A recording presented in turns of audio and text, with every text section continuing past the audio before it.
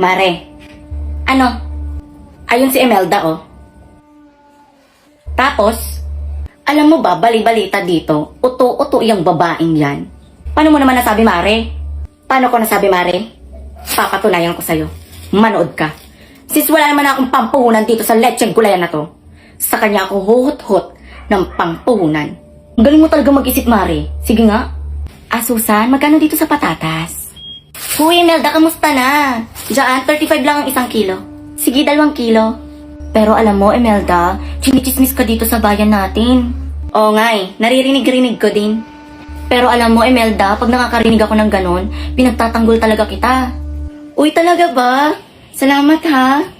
Tapos sabi pa nila, lagi mo daw kasama si Mayor tuwing gabi. Tapos alam mo, pag naririnig ko yung mga yon, pinagmumumura ko sila.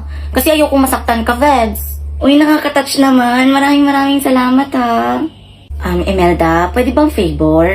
Pwede bang makautang ako sa'yo? Wala na kasi akong pampuhunan dito sa gulayan eh. Sure. Oo naman. Wait lang, andito yun eh. O, diba? Sabi ko sa'yo.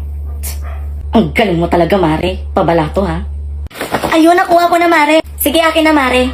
Eto oh.